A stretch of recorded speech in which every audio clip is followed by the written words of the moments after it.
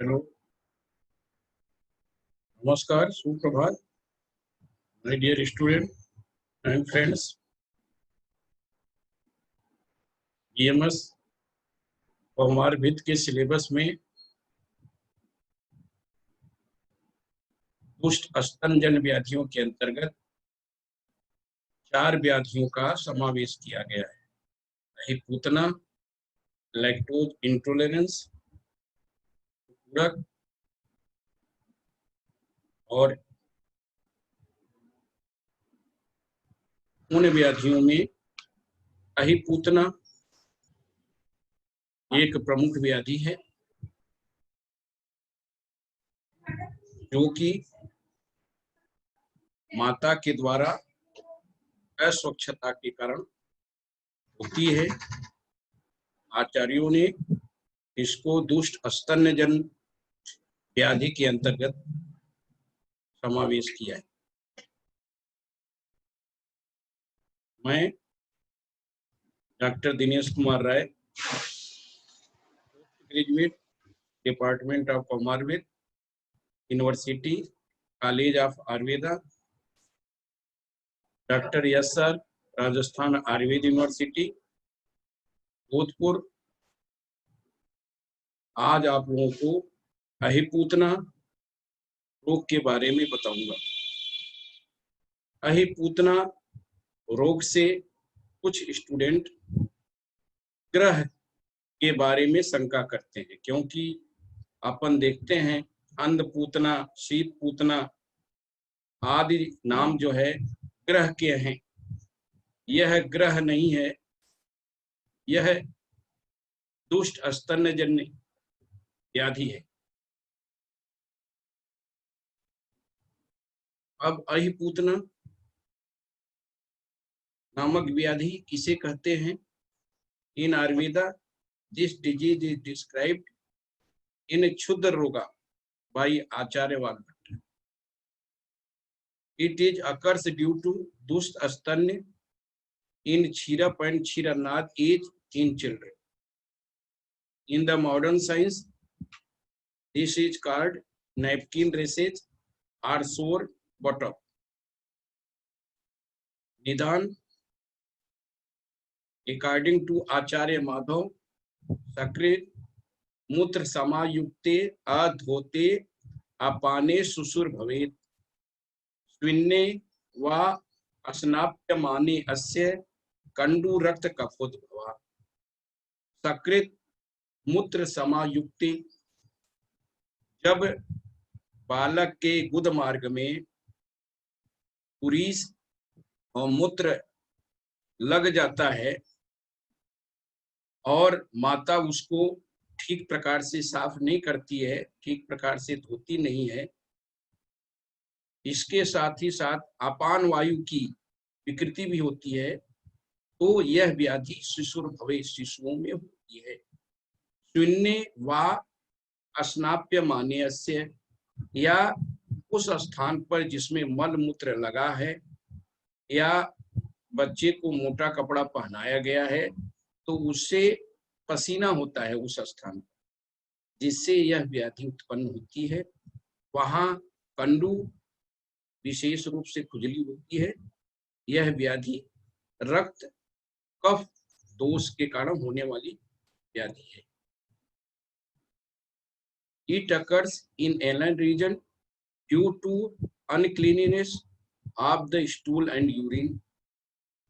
Mother does not clean baby's anal region after defecation and urination of the infancy and child, so there will be infection.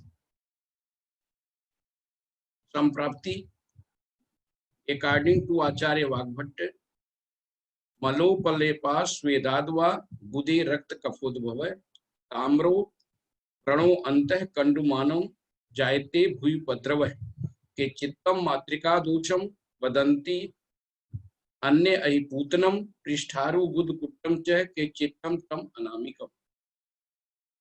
मलोपलेपात स्वेदाद्वा, मल पुरीस एवं मूत्र के उपलेपन के कारण या स्वेद, उस भाग पर अधिक पसीना होने के कारण गुद में रक्त कफ रक्त और कफ जो है प्रकटित हो जाता है, दुष्ट हो जाता है, जिसके कारण वहां विशेष प्रकार के उपद्रव उत्पन्न होते हैं। ताम्रो व्रणो अंतः, ताम्र वर्ण के व्रण उत्पन्न हो जाते हैं तथा कंडुमानम जायते, अधिक कंडु इचिंग होती है। इस व्याधि को कुछ लोग मातृका दोषम, क्योंकि मातृ के आलस्य के कारण होने वाली यह व्याधि है, वह उसकी सफाई ठीक प्रकार से नहीं करती है, इसलिए इसको मातृका दोष कुछ लोग कहते हैं। वदंती वदति अन्य अहिपूतन, कुछ लोग अहिपूतनम अहिपूतन ना कहते हैं। पृष्ठारु, कुछ लोग पृष्ठारु, पृष्ठ और के बीच में चूंकि व्याधि होती है इसलिए पृष्ठारु कहते हैं। बुध कुट्टम च, कुछ लोग बुध कुट कहते हैं। और एचित च कम अनामिकम, कुछ लोग अनाम, पता नहीं, नाम स्पष्ट नाम नहीं है तो ये अनामिक नाम देते हैं। यह इनके अहिपूतना के पर्याय है। मातृका दोष, अहिपूतन, गुदकुट, पृष्ठारु और अनाम। Due to निदान, there is cough and रक्त प्रकोप, so itching and redness occurs on perianal region. This is called अहिपूतना रोग. According to Acharya Vagbhata, synonyms of अहिपूतना रोग are मातृका दोष, पृष्ठारु, गुदकुट, अनामिक। अब संप्राप्ति किस तरह इसकी बनती है? Twisting of पुरीस and urine and excretion of sweet इस अकर ओवर द पेरिएनल रीजन। इसके बाद कफ रक्त प्रकोप होता है। कफ रक्त प्रकोप के कारण रेडनेस आती है, ताम्र वर्ण का व्रण बनता है, इचिंग होती है, दाह होता है, रुजा होती है, शोथ होता है तथा अन्य कॉम्प्लिकेशंस होते हैं। इस व्याधि को हम अहिपूतना रोग कहते हैं। अब इसमें क्या क्या संप्राप्ति संगठन है? उद्भव स्थान पक्वाशय, जैसा आप जानते हो 2 प्रकार के उद्भव स्थान है, आमाशय जन, पक्वाशय जन। अधिष्ठान बुध प्रदेश, दोष रक्त कफ, वात में अपान वायु, दुष्य रस रक्त, स्रोतस रसव स्रोतस, मांस व स्रोतस, स्रोतो दुष्टि संग और व्याधि स्वभाव आशुकारी। इन योग रत्नाकर एंड माधव निदान, आचार्य माधव सेज, सक्रेन मूत्र समायुक्ते अधूते अपाने सुसुर भवित, इन्नु वा अप्य अस्नाप्य मानस्य कंडु रक्त कफ उद्भवा, कंडु यनात् ततः क्षिप्रः स्फुटः श्रावश्च जायते, एकीभूतम प्रणय घोरम तम विद्यात पूतनम। जैसा मैंने आपको पूर्व में ही बताया कि सकृत पुरीस और मूत्र के लेपन के कारण, अपान वायु की विकृति के कारण जब माता पुरीस और मूत्र को ठीक प्रकार से सफाई नहीं करती है तो यह व्याधि शिशुओं में होती है। या शून्य अधिक पसीना होने के कारण उस स्थान पर कंडू होती है, रक्त और कफ दोष प्रकोपित होता है, जिसके कारण कंडू यनात ततः क्षिप्रम, कंडू होने के कारण वहां छोटे छोटे स्फोट हो जाते हैं, इससे श्राव होता है।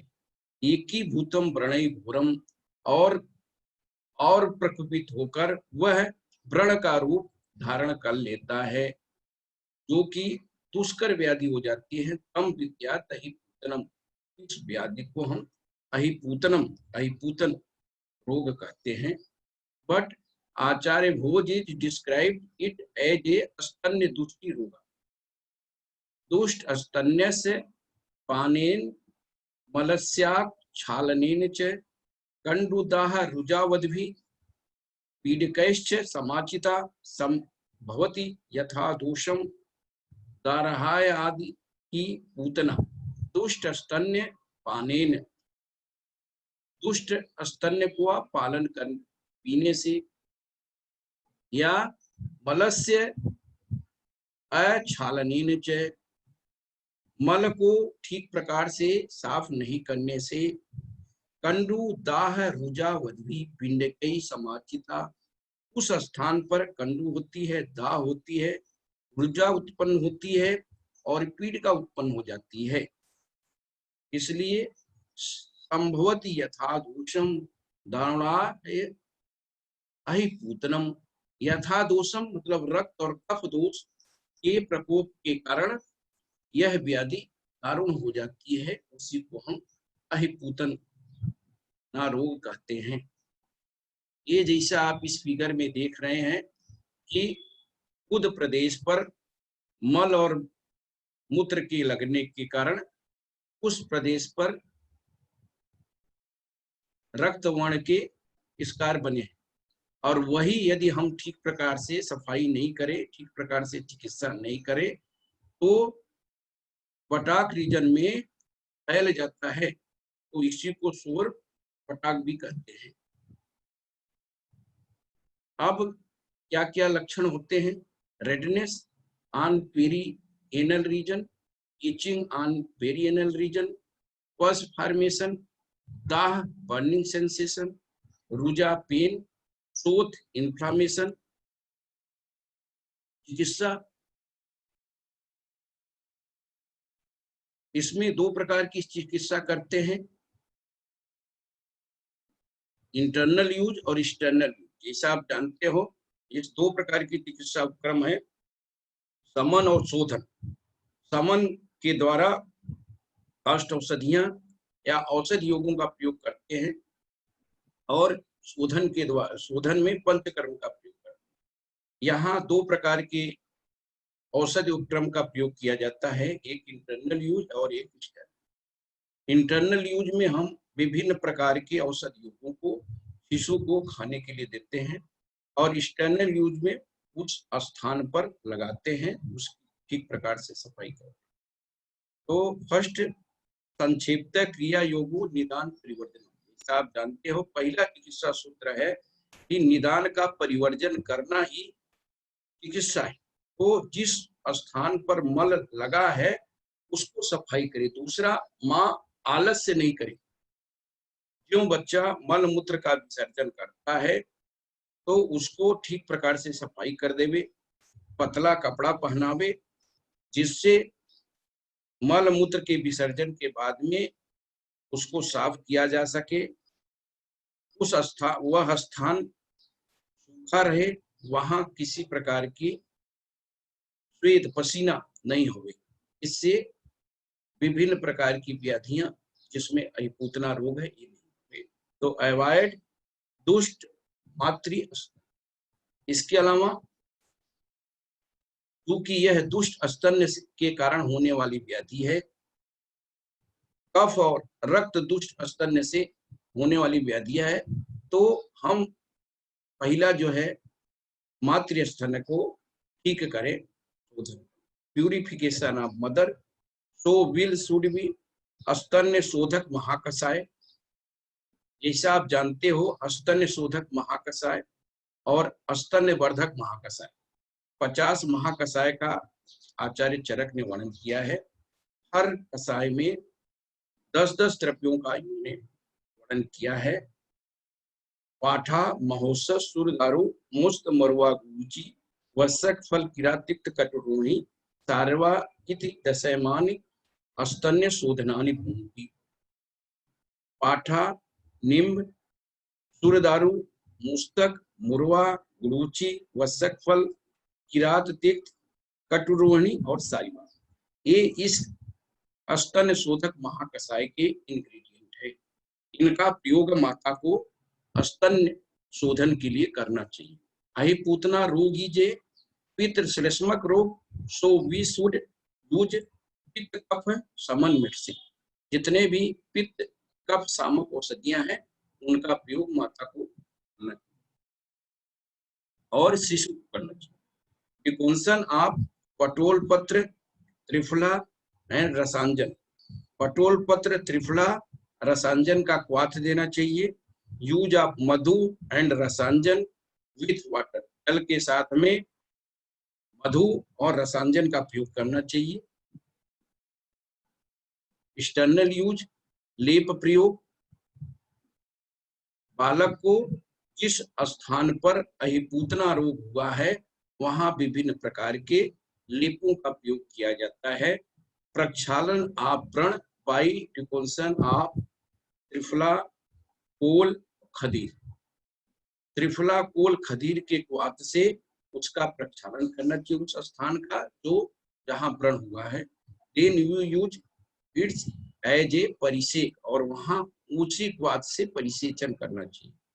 लेपन of the madhu and rasot, रसोत और मधु का लेपन करना चाहिए। आचार्य सुश्रुत ने बुध पाक के प्रकरण में कहा है, बुध पाके तू बालानाम पित्तग्नि कारयेत क्रियाम रसांजनम विशेषेण नाना लेपर योरितम। तो बुध पाक में इन्होंने रसांजन का प्रयोग किया है, इसलिए इस चिकित्सा में भी रसांजन का विशेष रूप से प्रयोग किया जाता है। लेपन ऑफ द काशीस, गोरोचन, कुतिया, हड़ताल, रसौत एंड बल्क ऑफ द बेर ग्राइंडिंग विद कांजी। काशीस, गोरोचन, कुतिया, हड़ताल, रसौत का प्रयोग लेपन के रूप में करते हैं, या बेर की गुदा को, बल्क को कांजी के साथ में मिला करके ग्राइंडिंग करके पीस करके वहां लेपन किया जाता है। Dusting of kasis powder etcetera on the abscess, abscess पर काशीस पाउडर का को हम लेप करते हैं या छिड़कते हैं। डस्टिंग ऑफ द कपाल एंड टूथ पाउडर, कपाल और टूथ पाउडर को उस भाग पर छिड़कते हैं।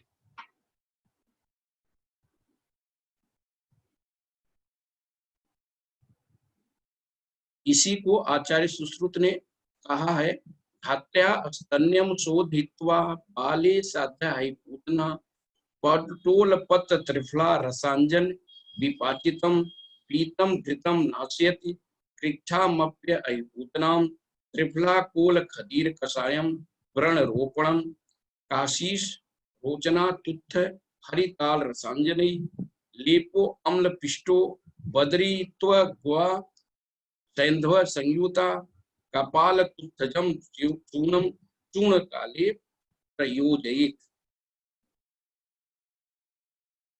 यूज द श्वेत चंदन विथ मिल्क, लेपन ऑफ द श्वेत चंदन विथ मधु एंड रसोत, मधु एवं रसोत के साथ में श्वेत चंदन का लेप किया जाता है।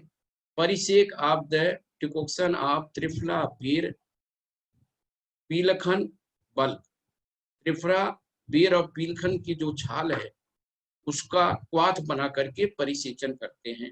डस्टिंग ऑफ काशीस गोरोटन टूथ मैनशिला हड़ताल रसोत, काशीस गोरोचन तुथ मैनशिला हड़ताल और रसोत को का छिड़काव व्रण स्थान पर करते हैं। लेपन ऑफ द बिजौरा रस विथ अम्लीय द्रव्य, अम्लीय द्रव्य हैं उनके साथ में बिजौरा नींबू के रस का प्रयोग का लेपन किया जाता है। डस्टिंग द पाउडर ऑफ मुलेठी शंखनाभि और सोबिरांजन, मुलेठी शंखनाभि और सोबिरांजन के पाउडर को डस्टिंग करते हैं, छिड़काव करते हैं।